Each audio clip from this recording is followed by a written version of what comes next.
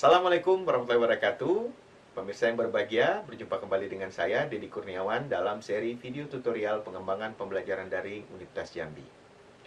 Jika sebelumnya kita telah membahas tentang penggunaan page, pada video kali ini kita akan menjelaskan tentang pemanfaatan book sebagai salah satu resources dalam pembelajaran daring berbasis Moodle di Universitas Jambi. Book adalah sebuah modul yang merupakan perpanjangan atau perluasan dari page. Oleh karena itu, mari kita saksikan tutorial berikut. Selamat menyaksikan.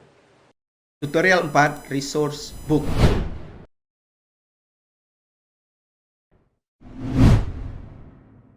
Jika sebelumnya kita telah melihat bagaimana cara menambahkan page sebagai salah satu bentuk resource dalam e-learning berbasis Moodle, dalam tutorial ini kita akan mencoba untuk menjelaskan sebuah fitur resource yang lain, dan mungkin ini adalah yang terakhir dari seri ini, walaupun masih banyak lagi fitur-fitur resource yang lain yang bisa kita gunakan. Nah, book itu secara mendasar adalah kumpulan dari pages. Jadi kalau page itu tunggal satu, maka book ini adalah kumpulan dari page. Jadi secara mendasar book adalah kumpulan dari halaman-halaman HTML ya, yang dikumpulkan menjadi satu, dan dia memiliki semacam table of content atau daftar isi ya. Jadi secara mendasar konsepnya sama dengan penggunaan page. Kita bisa membuat halaman-halaman materi. Jadi kalau ingin menggunakan halaman materi yang berbentuk banyak supaya memastikan keterbacaan, jadi kita mengembangkan materi itu yang sifatnya ringkas ya, in chunks ya. Jadi dalam bentuk potongan-potongan atau disebut sebagai micro learnings, kita bisa menggunakan book. Oke. Seperti biasa, sebelum kita mulai, pastikan kita berada di dalam kelas kita dengan privilege sebagai teacher. Kemudian langkah berikutnya adalah turn editing on. Kita hidupkan mode editnya dulu. Kemudian kita akan tambahkan activity. Seperti biasa, klik an activity or resource. Kita cari book.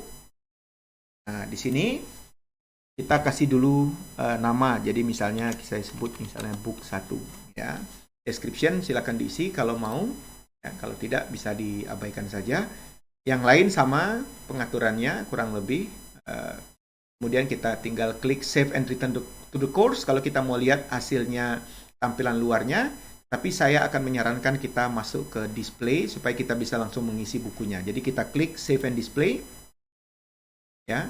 Kemudian kita buat chapter. Jadi secara konsepnya buku itu terdiri atas halaman-halaman, dan yang setiap halaman ini kita sebut sebagai chapter. Nanti di bawahnya kita juga bisa membuat subchapter ya. Nah, mari kita asumsikan misalnya kita membuat sebuah proposal ya, ada pendahuluan dan lain-lain. Jadi misalnya chapter pertamanya saya beri nama ya, pendahuluan. Oke, kontennya kita isi, ini sama dengan page, jadi kita bisa menghiasnya dengan gambar, video, dan lain-lain. Ini ada misalnya pendahuluan ya. Oke, kita klik save changes, maka kita sudah menyiapkan satu bagian atau satu chapter dari book ini yang seperti ini ya.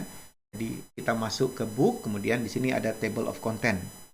Nah, untuk menambahkan materi kita tinggal klik plus di sini. Jadi di samping paling kanan dari table of content itu ada tombol tambah atau plus itu.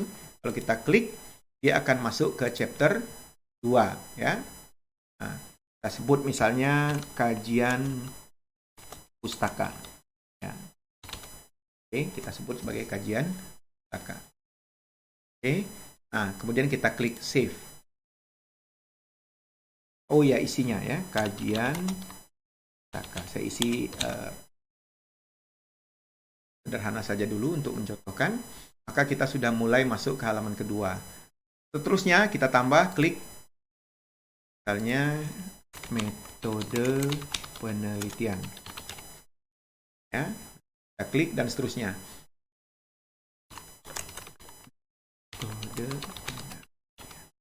Nah, kita juga bisa menggunakan subchapter. Jadi di bawah chapter yang kita buat barusan tadi, kita bisa menambahkan subchapter. Jadi misalnya saya ingin dalam bagian pendahuluan ini saya menginginkan dua subchapter atau subbagian.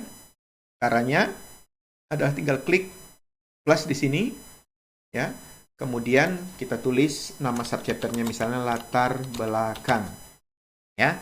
Kita tandai sebagai subchapter, maka dia akan menjadi anak atau bagian dari, salah ketik, dia akan menjadi bagian dari chapter pendahuluan. Klik. Nah, kita lihat di sini ini sudah menjadi bagian dari, ya, dan seterusnya. Kita bisa menambahkan subchapter 2, misalnya klik, ya. Nah, ini kita beri nama misalnya tujuan penelitian.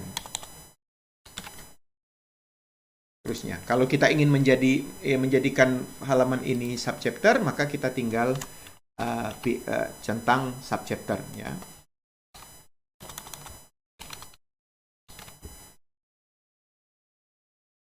Seperti ini. Jadi dia akan masuk, oh ya, ini harusnya saya centang sebagai subchapter saya. Nah, kalau kita mengalami kesalahan seperti ini, kita bisa menggunakan tombol gear, icon gear di sini untuk mengedit, ya. Jadi kita ganti namanya jadi subchapter. Jadi subchapter artinya anak dari chapter sebelumnya, yaitu chapter pendahuluan. Ya. Oke, saya ulangi lagi sedikit prosesnya supaya tidak bingung. Ya, misalnya di bawah metode penelitian saya ingin menambahkan satu subchapter, misalnya desain, gitu ya. Kemudian saya klik subchapter. Saya isi.